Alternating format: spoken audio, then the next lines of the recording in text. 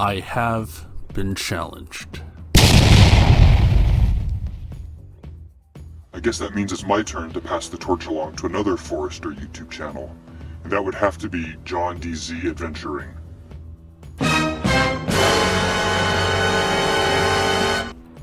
Fortunately, I don't even consider this a challenge. I'm gonna love doing this. So sit back and let me tell you the 5 things I love about my Subaru Forester. Number 1, the turbo.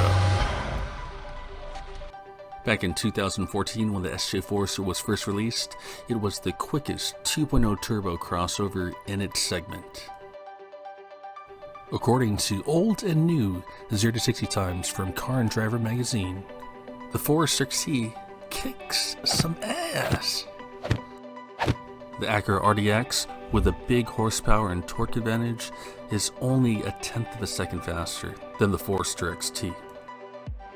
Well, who really cares about all the numbers and the comparisons? A turbocharged engine should make any small crossover a fun ride.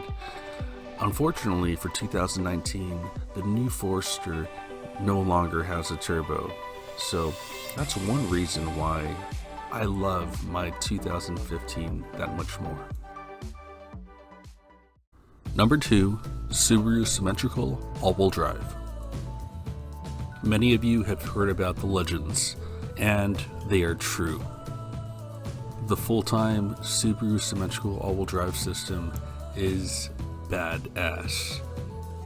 Here's my WRX, and I did a 0 to 60 in 5 seconds, granny shifting, no loss of traction. Rather impressive. Here's my Forester XT, accelerating as fast as it could, but it's not as impressive as my old WRX. The point is, it doesn't matter how much you spend on your Subaru, you always get the same all-wheel drive system, unless you have the STI. For $19,000, you could get a base model Impreza and still have the same all-wheel drive system. Go ahead, drive in 2 feet of snow. Drive up a level 4 Jeep trail. Take your Subaru on a sand dune. It's okay, Subaru all-wheel drive doesn't give a fuck. It's full-time, it's symmetrical, it's magical. Because the system is full-time, there is no need for a terrain selector. It just does its thing. Not bad. Did pretty good. Number 3, miles per gallon. A stock Forester XT will give you 28 miles per gallon highway. I've carefully modified my Forester XT to retain as much fuel economy as possible.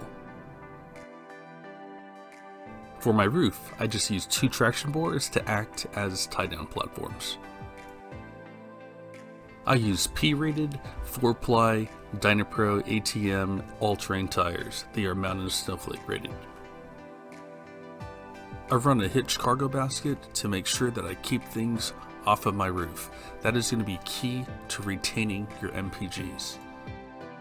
I even figured out that I can tilt it so that my departure angle isn't as affected. So with these careful modifications and also running my tires at 38 psi on the highway, I get 25 mpg, and that's if I just keep it at around 70 miles per hour. This is still much better than driving my old FJ Cruiser. I would get about 13 to 15 mpg highway.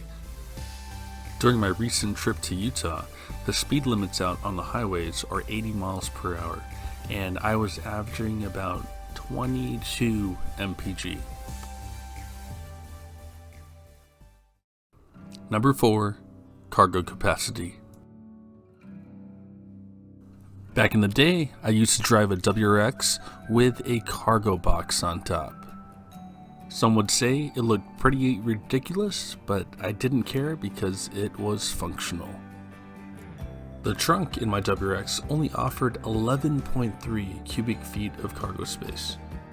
The cargo box gave me another 16 cubic feet for a total of 27.3 cubic feet. Oftentimes this just wasn't enough and we would have to use the back seat for extra storage. Needing more space was the main reason I upgraded from my WRX to my Forester XT. The trunk area alone far exceeds my old cargo setup. And this brings us to the 5th reason I love my Forester XT. Number 5, it's the most well-rounded light overlanding vehicle. Now just a little reminder, these are the reasons I like my Forester, not why you should like a Forester. I think Subarus in general make great overlanding vehicles, so take your pick. You have the Crosstrek, which is small. You have the Forester and the Outback, which are going to be medium size.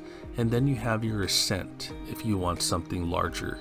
Keep in mind, the Forester and the Outback have very similar cargo capacities. They are just shaped differently. The Forester is taller, and the Outback is longer and wider.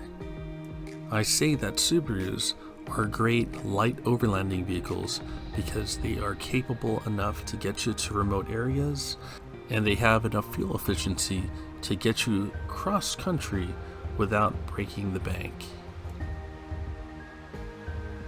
I just got back from a 1,400-mile journey to Utah and back.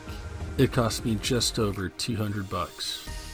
Even with the 40-cent surcharge on premium fuel, it would cost me over $100 more with my FJ Cruiser. It's safe to say, if your vehicle uses less fuel, you will get out and adventure more. I think there's a huge gap between the capability of a truck and the fuel efficiency of a crossover.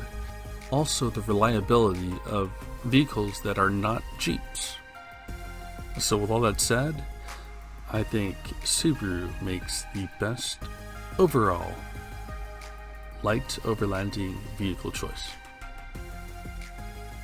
Thanks for watching, guys. Here's a little teaser of my footage that I shot in Utah. I also have 3 weeks worth of footage out in the snow. I've been trying to get these snow episodes out to you guys, but unfortunately I've been very busy actually doing my trips and also with the work. So I plan to get the next snow episode out in the next 2 weeks. Please bear with me, and then hopefully I'll get caught up with releasing the Utah episode. Bye for now.